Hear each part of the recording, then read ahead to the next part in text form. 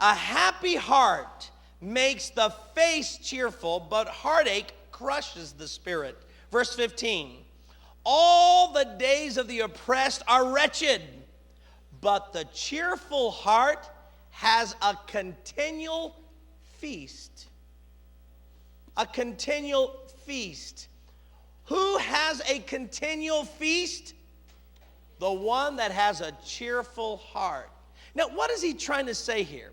Notice he says the wicked every day. Notice what he says. All the days of the oppressed are wretched. How many days? All the days. Everyone who is oppressed, that is someone who's not saved, every day oppressed and every day's wretched. So what is he saying? But when you have a cheerful heart, every day is a continual feast. So what he's trying to tell us in this, he's saying that if you will maintain cheerfulness, you will enjoy every day as a continual feast day. You'll begin to feast on God's blessings. Now think about it. Are you ready for this? Every day has God's blessings in it. But every day, not every day, but some days have some trials as well. How many of y'all can vouch for the fact that some days you have some trials? Some days are pretty tough, isn't it? Some days are difficult, right? So we all acknowledge that some days can be difficult, but here's what he's saying. If you have a cheerful heart, you feed on the good blessings of that day. But when you lose your joy, you know what you do? You start feeding on the bad stuff that day. Oh man, my husband treated me this way. I can't believe my boss, how rude he was to me. I can't believe this co-workers, how can they talk that way to me? And I just can't believe this economy. I just can't believe I'm losing money. I can't believe what the doctor said to me. And so all of a sudden, what happens, you look at the bad problems, the difficulties, and you start feeding on those days. Feeding on those things, and you know what happens? You don't enjoy a continual feast. You got to choose what you want to eat or not. You know what I love about babies, toddlers, is they'll let you know when they don't like something. You know, you put some peas in their mouth, blast! Don't you? Sometimes I just want to do that too. Go to somebody's house and go, ugh!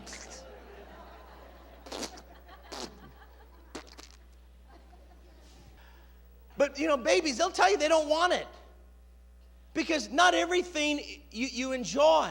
Well, in life, there's going to be some days where you're going to have trials, but in every day, God has promised one thing. His grace is new every morning. So when you get up, He's promised to give you a blessing somehow, someday. And when you have a cheerful heart, what He says, you continually feast on those blessings. And you reinforce the good things in your life. But when we get focused on the negative things and what's happened to us, and we start feeding on those things, we get depressed and we lose out on the nourishment of God's blessings. See, and this is what he's saying, is the cheerful heart brings those kind of blessings. In fact, Jesus said this, be of good cheer. I've overcome the world. Now, he said that right after he said, in this world you shall have tribulation.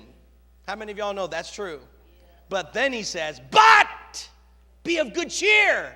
I've overcome the world. You know what he's saying? You can get depressed when you have tribulations. And some of you are tribulating. You're having trials.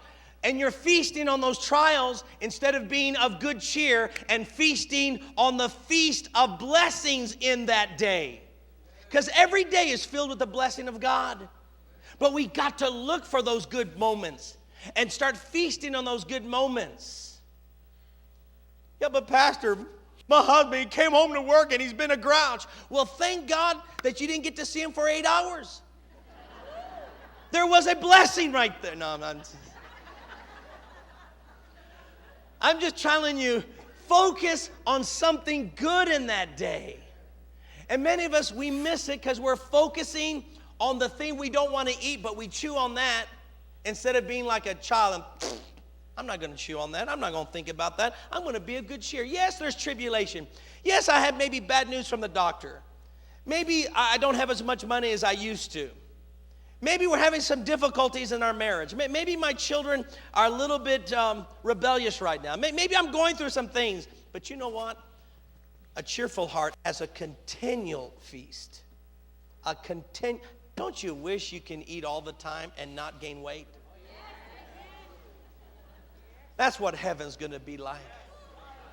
We can eat anything we want, never get fat. It's a continual feast. And God says, I'm going to give you a continual feast on my blessings. But you have to have a cheerful heart. Can y'all say cheerful heart? That's important. We need to learn to laugh more. Yes, weep, but also laugh. Why? Look at Proverbs 17. Turn there. Proverbs 17, verse 22. Proverbs 17, 22.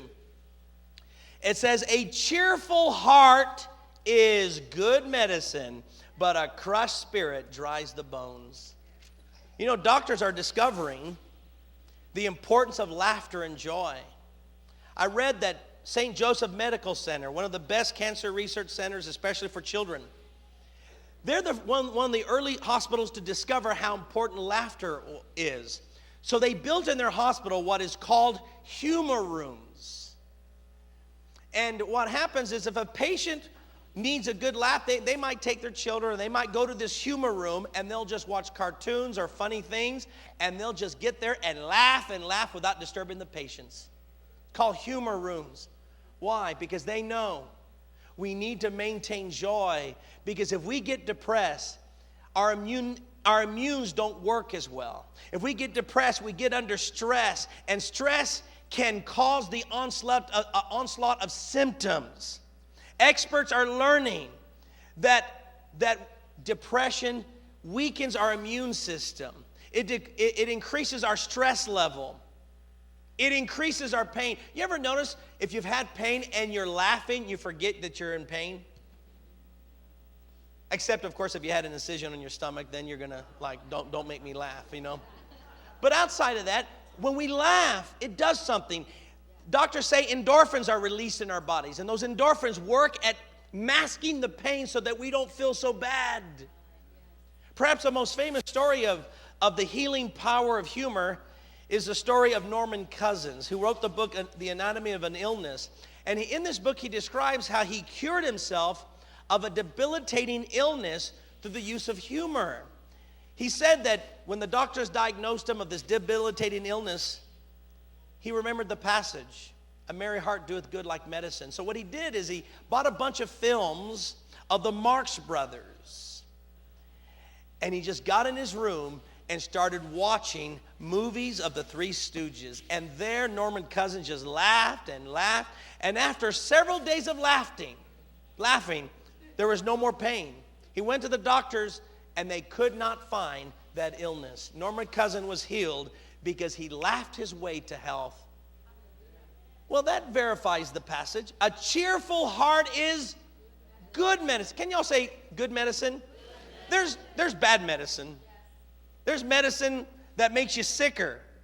But here's a medicine that has no bad side effects. It only produces health and healing in your life. And what is it? A cheerful heart. Laughter really is the best medicine. And so I was reading from Maud Purcell. He's a licensed clinical social worker. And he says that not only does laughter heal us physically, but it helps our minds too. He says, number one, it shrinks the size of our problems. You can look at your problems and make them bigger, or you shrink them. And how do you shrink them? Through laughter, through joy. You know, that's verified in the scriptures. Job 5:22 says, you will laugh at destruction and famine, and need not fear the beast of the earth. Don't you love that passage? You will laugh at what? At destruction. So when you see famine, destruction, you know what you should do? You should laugh at them. By laughing at them, you shrink them. You know, that's what happens if an enemy tries to taunt you and you laugh at him, you make that person feel small because you didn't become afraid. And that's what you do with your problems. Laughter can minimize the fearful aspects of problems.